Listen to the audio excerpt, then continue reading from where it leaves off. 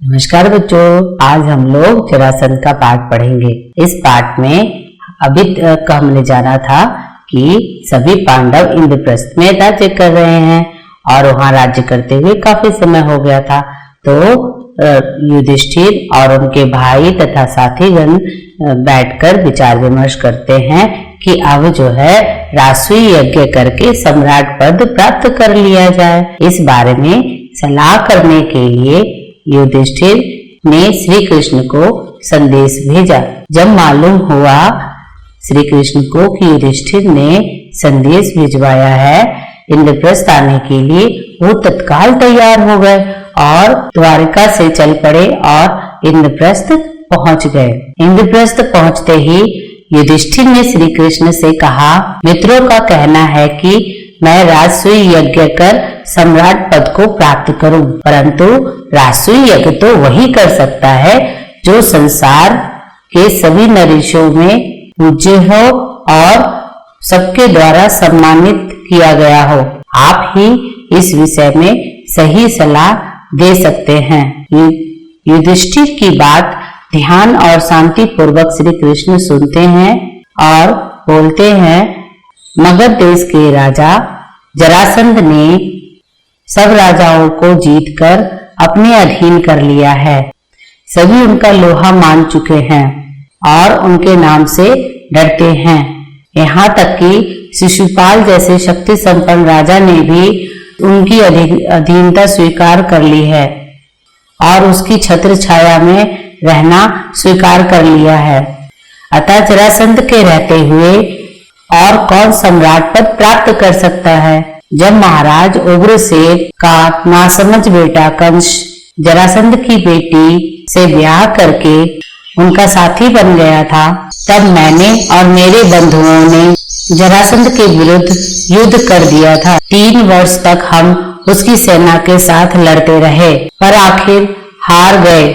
हमें मथुरा छोड़कर दूर पश्चिम द्वारका में जाकर नगर और दुर्ग बनाकर रहना पड़ा। आपके साम्राज्याधीश होने में दुर्योधन और कर्ण को चाहे कोई आपत्ति ना हो, फिर भी जरासंध से इसकी आशा रखना बेकार है।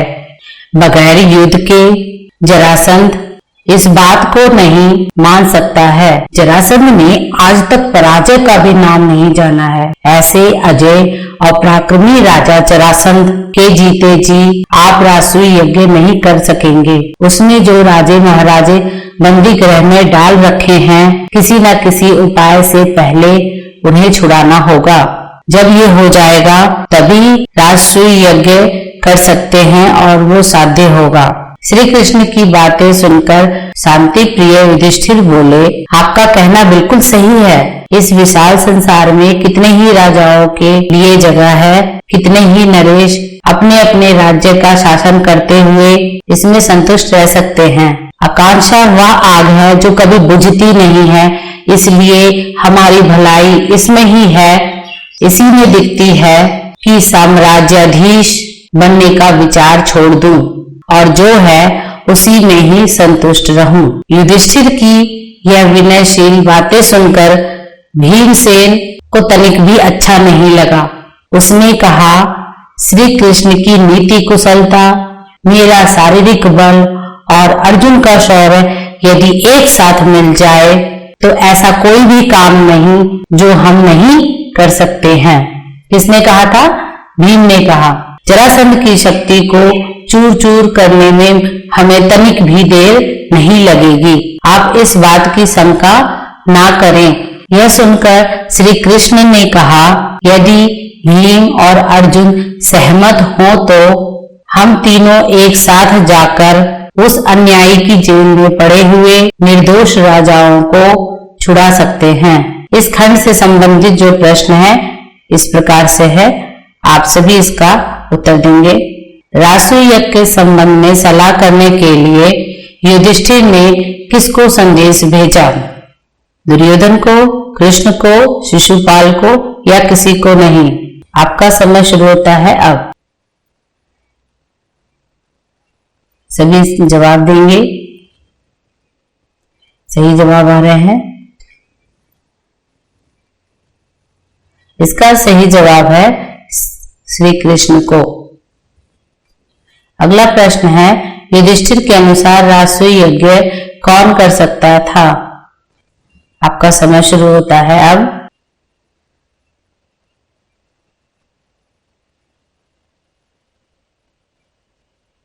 सही सोच रहे हैं आप सभी। इसका सही जवाब है सारे संसार के नरेशों का जो पूज्य हो। अगला प्रश्न देखिए, श्री कृष्ण के अनुसार कौन सब राजाओं को जीतकर उन्हें अपने अधीन कर रखा था? समय शुरू होता है अब।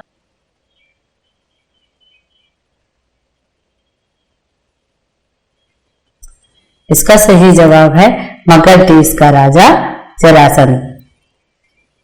अगला प्रश्न है, मगध साम्राज्य श्री कृष्ण और अर्जुन के साथ कौन गए थे? आपका समय शुरू होता है अब।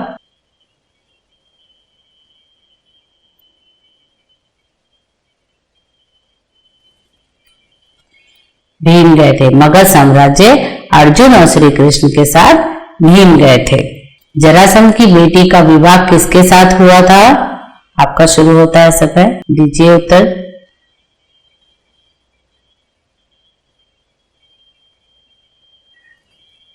राजा उग्रसेन का बेटा कंस था, जिसके साथ जरासंध की बेटी का विवाह हुआ था। कृष्ण और उनके बंधुओं ने जरासंध के विरुद्ध कितने समय तक युद्ध लड़ा था? आपका समय शुरू होता है अब।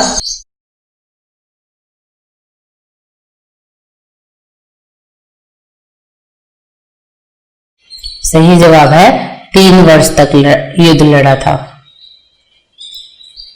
अगला प्रश्न है, मथुरा छोड़कर श्री कृष्ण को अपनी राजधानी कहाँ बना लेनी पड़ी थी? कहाँ बनाई थी उन्होंने अपनी राजधानी? आपका समय शुरू होता है अब।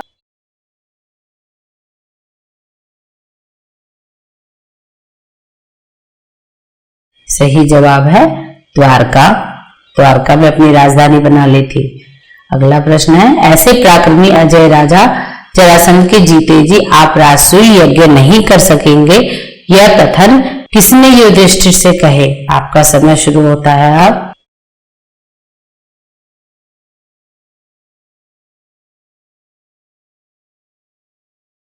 सही जवाब है कृष्ण ने कहे। अब आगे की कहानी देखते हैं।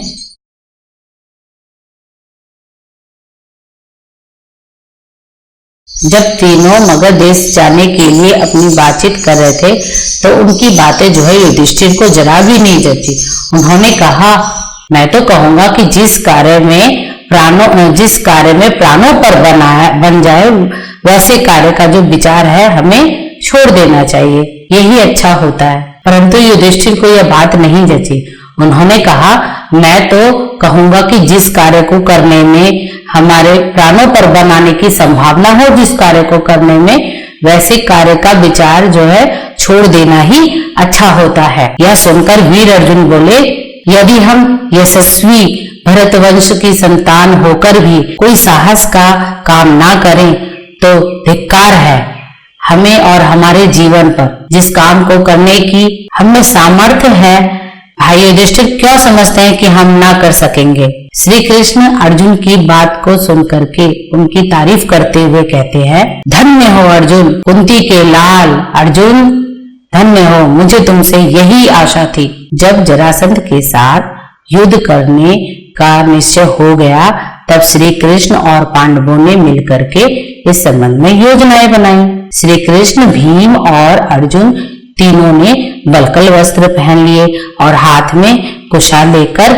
उन्होंने व्रती लोगों का जैसा रूप धारण कर लिया और मगध की ओर रवाना हो गए। राह में उन्होंने सुंदर नगरों को देखा, पहाड़ों, नदियां आदि उनको पार करते हुए वो तीनों जरासंध की राजधानी पहुंचे। जरासंध ने कुलीन अतिथि समझकर उनका स्वागत किया। जरासंध के स्वागत का भीम और अर्जुन ने कोई जवाब नहीं दिया। तब श्री कृष्ण बोले कि इन लोगों ने मौन व्रत धारण कर रखा है और इनका मौन व्रत आधी रात के बाद ही खुलेगा, तभी ये बातचीत करेंगे। जरासंध ने इस बात पर विश्वास कर लिया और उन्होंने यज्ञशाला में अतिथियों के रुकने की व्यवस्था करवा दी और तीनों को यज्ञशाला में ठहराकर वो अपने महल की ओर चला गया।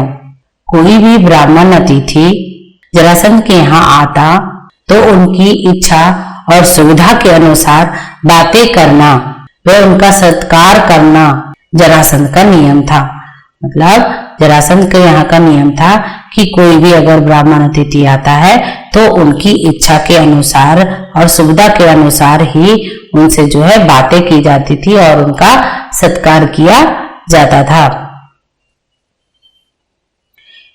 इनके अनुसार जरासंध ने आधी रात के बाद अतिथियों से मिलने की सोची और वो मिलने के लिए अतिथियों से गया। उनके रंग ढंग को देख करके वो भाप गया कि कुछ न कुछ तो गड़बड़ है।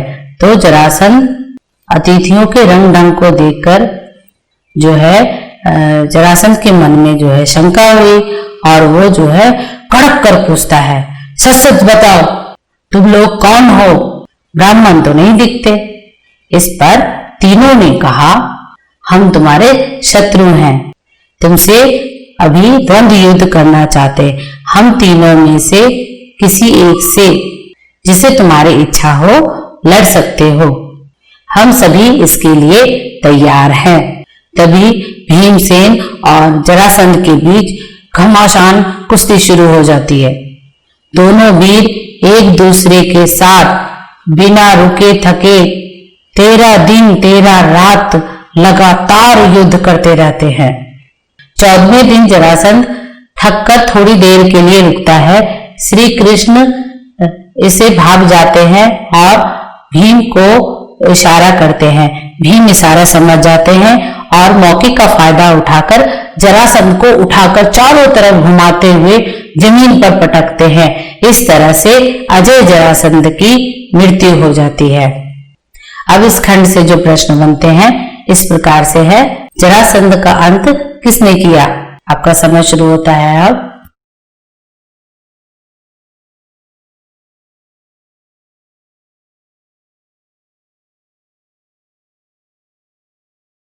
इसका सही जवाब है श्री कृष्ण के इशारे पर भीमसेन ने किया। अगला प्रश्न है, जरासंध और भीम के बीच युद्ध कितने दिनों तक बिना रुके चलता रहा? सभी भेजेंगे अपना सही जवाब। इसका सही जवाब है 13 दिनों तक। अगला प्रश्न है, श्री कृष्ण की नीति कुशलता, मेरा शारीरिक बल और अर्जुन का शौर्य, ये तीनों अगर एक साथ मिल जाए तो ऐसा कौन सा काम है जो हम नहीं कर सकते हैं? यह कथन किसने कहे थे? उत्तर दीजिए।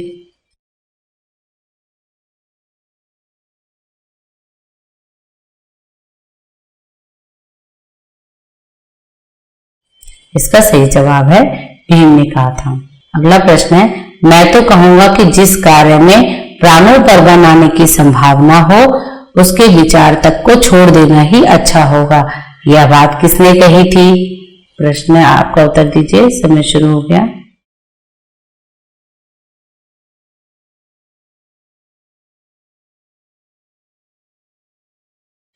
इसका सही जवाब है युधिष्ठिर। अगला प्रश्न है, श्री कृष्ण, भीमसेन, अर्जुन तीनों वल्कल वस्त्र पहनकर किस रूप को धारण कर मगध देश को रवाना हुए?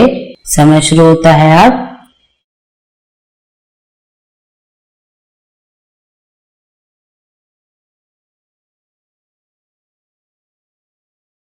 सही जवाब है प्रति लोगों का सा वेश बनाकर। जरासंध का क्या नियम था? सही उत्तर चयन कीजिए, आपका समय चल रहा है अभी। इसका सही जवाब है अतिथि की सुविधा के अनुसार बातें करना और उनका सत्कार करना। आगे की कहानी समझते हैं। जरासंध की मृत्यु के बाद श्री कृष्ण और दोनों पांडवों ने बंदीगृह में जो बंद राजा थे उनको उन्होंने आजाद करवाया और जरासंध का जो पुत्र था सहदेव उनको उन्होंने राजगद्दी पर बिठाकर इंद्रप्रस्थ के लिए रवाना हो गए। इसके बाद पांडवों ने विजय यात्रा निकाली और सारे देश को महाराज युधिष्ठिर की अधीनता में ले आए। जरासंध के वध के बाद पांडवों ने राजस्व यज्ञ किया, जिसमें समस्त भारत के राजा उपस्थित हुए। जब आए हुए राजाओं के स्वागत के लिए आदर सत्कार करने की बारी आई तो प्रश्न उठा कि अग्र पूजा किसकी की जाए, सबसे पहले किसकी पूजा की जाए। तो इस संबंध में महाराज युधिष्ठिर ने पितामह से सलाह की, क्योंकि वो सबसे बुजुर्ग थे। तो उन्होंने उनसे सलाह ली, उन्होंने श्री कृष्ण की अग्र पूजा करने की सलाह दी। तब युधिष्ठिर ने सर्वप्रथम श्री कृष्ण की अग्र पूजा करने को तैयार हुए। उन्होंने सहदेव को आज्ञा दी कि वह सर्वप्रथम श्री कृष्ण का पूजन करे। सहदेव ने विधिवत श्री कृष्ण की पूजा की। वासुदेव का इस प्रकार गौरवान्वित होना अर्थात श्री कृष्ण को इस तरह मान मिलते हुए देख करके चेदी नरेश शिशुपाल को अच्छा नहीं लगा। वह एकाएक उठ खड़े हुए और ठहाका मार के हाहा करके हंसने लगे। सभी सभा की दृष्टि उन पे पड़ गई। तो वह ऊंचे स्वर में व्यंग करते हुए बोले, यह अन्याय की बात है कि एक मामूली से व्यक्ति को गौरवान्वित किया जा रहा है, सम्मान दिया जा रहा है। युधिष्ठिर को यूं आड़े हाथों लेते हुए शिशुपाल ने सभा में उपस्थित राजाओं की ओर देखा और बोला, उपस्थित राजागण, जिस दुरात्मा ने कुचक्र रचकर वीर जरासंध को मरवा डाला, उसी की युधिष्ठिर ने अग्र पूजा की है। इसके बाद हम इसे धर्मात्मा कैसे कह सकते हैं? उनमें हमारा विश्वास नहीं रहा है। इस तरह शब्द बाणों का बौछार कर चुकने के बाद, यानी बहुत उल्टी सीधी बातें कहते हुए शिशुपाल जो है सभा में श्री कृष्ण का अपमान करते हैं, उनके ऊपर तंज कसते हैं। तो तंज कसने के बाद शिशुपाल दूसरे कुछ राजाओं को साथ लेकर के सभा से निकल जाते हैं। राजा धीराज जो युधिष्ठिर होते हैं, राजा धीराज युधिष्ठिर नाराज हुए राजाओं के पीछे दौड़ गए और अनुनय विनय करके उन्हें समझाने लगे। युधिष्ठिर के बहुत समझाने पर भी शिशुपाल नहीं माने। उनका हठ और घमंड बढ़ता ही गया। अंत में श्री कृष्ण और शिशुपाल के बीच युद्ध छिड़ जाता है, जिसमें शिशुपाल मारा जाता है। राष्ट्रीय यज्ञ संपूर्ण हुआ और राजा युधिष्ठिर को राजा धीराज की पदवी प्राप्त हुई। इस खंड से जो आपके प्रश्न बनते हैं, शिशुपाल का वध किसने किया? सभी उत्तर देंगे।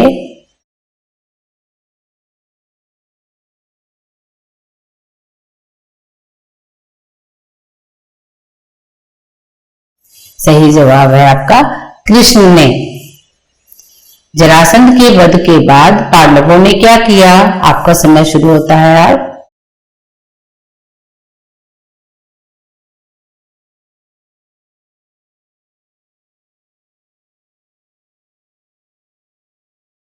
पांडवों ने अपना राष्ट्रीय यज्ञ पूरा किया। सही जवाब था। प्रश्न देखिए, हम यशस्वी भारत वंश की संतान होकर भी कोई साहस का काम ना करे तो धिक्कार है हमें और हमारे जीवन को। यह कथन किसका है? बताइए सभी।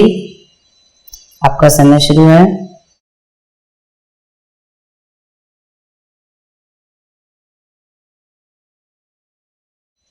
इसका सही जवाब है अर्जुन का। कृष्ण किसकी बातों से मुग्ध हो गए थे? किसकी बातें कृष्ण को अच्छी लगी थी? आपका समय शुरू होता है अब।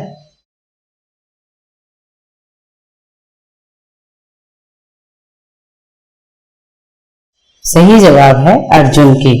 अगला प्रश्न है, आकांक्षा वह आग है जो कभी बुझती नहीं है, इसलिए मेरी भलाई इसी में दिखती है कि साम्राज्याधीश का विचार छोड़ दूं। यह कथन किसका है? समय शुरू होता है अब।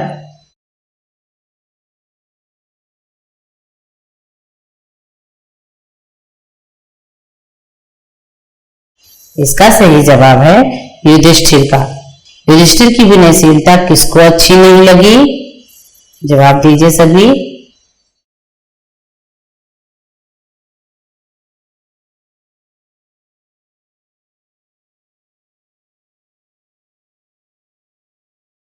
भीम को अच्छी नहीं लगी, सही जवाब है इसका। अब इस पाठ के जो आपके कठिन शब्दार्थ हैं कुछ इस प्रकार से हैं, देखिए। औचित्य, सही, यश, प्रसिद्धि, समृद्धि का क्या अर्थ है?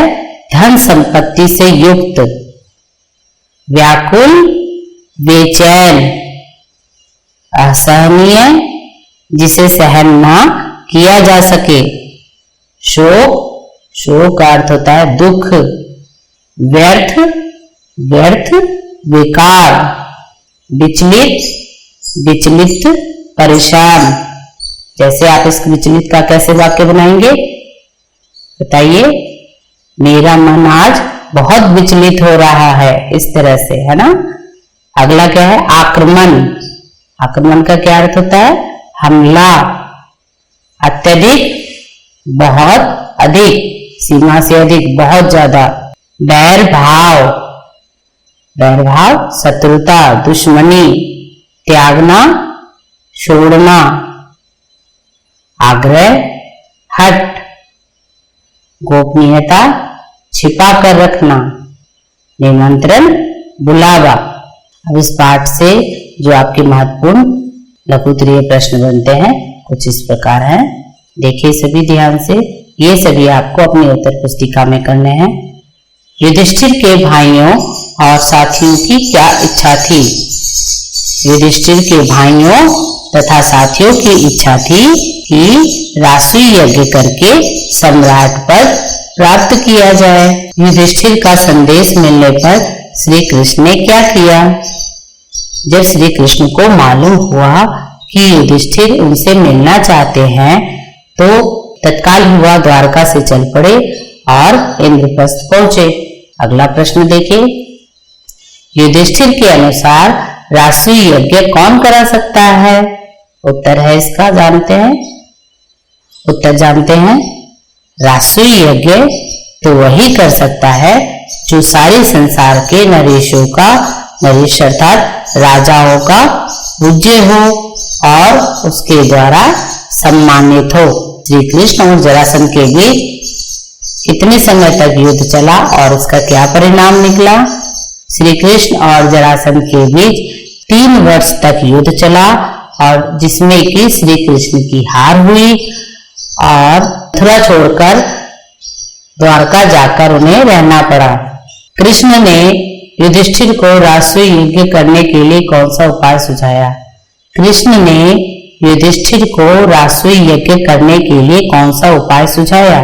कृष्ण ने युधिष्ठिर को उपाय बताते हुए कहा कि जरासंध ने जो राजे महाराजे अपनी बंदी गृह में डाल रखे हैं, किसी न किसी उपाय से पहले उन्हें छुड़ाना होगा। जब ये हो जाएगा तब रासुई यज्ञ करना आपके लिए साध्य होगा। अगला प्रश्न। युधिष्ठिर की विनयशीलता पर भीम ने क्या कहा? उत्तर जानते हैं। भीम ने कहा, श्री कृष्ण की नीति कुशलता, मेरा शारीरिक बल और अर्जुन का शौर्य, अगर ये तीनों मिल जाए तो कौन सा ऐसा काम होगा जो हम नहीं कर सकते। अगला प्रश्न जानते हैं। जरासंध के युद्ध करने का निश्चय करने के बाद, जरासंध से युद्ध करने का निश्चय करने के बाद श्री कृष्ण और पांडवों ने क्या योजना बनाई? उत्तर जानते हैं। श्री कृष्ण, भीम और अर्जुन ने वल्कल वस्त्र पहने, हाथ में कुशा लिया और व्रती लोगों का सा वेश धारण कर वो मगध देश को रवाना हो गए। जरासंध के स्वागत के समय भीम और अर्जुन की क्या प्रतिक्रिया थी? उत्तर जानते हैं। जब जरासंध इनका स्वागत कर रहा था तब भीम और अर्जुन ने इनका कोई जवाब नहीं दिया। वे दोनों मौन रहे। वे दोनों मौन रहे। इस पर श्री कृष्ण जी बोले, मेरे दोनों साथियों ने मौन व्रत लिया हुआ है, इस कारण अभी नहीं बोलेंगे। आधी रात के बाद व्रत खुलने पर ये बातचीत करेंगे। जरासंध तीनों अतिथियों को कहाँ ठहराया? जरासंध ने तीनों अतिथियों को यज्ञशाला में ठहराया। मगध नरेश के मन में शंका होने पर अतिथियों ने क्या प्रश्न किया और उन्होंने क्या उत्तर दिया? जरासंध ने कड़क कर पूछा, सच सच बताओ, तुम लोग कौन हो? ब्राह्मण तो नहीं दिखते। तीनों ने सही हाल बता दिया और कहा, हम तुम्हारे शत्रु हैं, तुमसे अभी द्वंद्व युद्ध करना चाहते हैं, जिससे तुम्हारी इच्छा हो लड़ सकते हो, हम सभी इसी के लिए तैयार हैं। धन्यवाद। आपका दिन मंगलमय हो।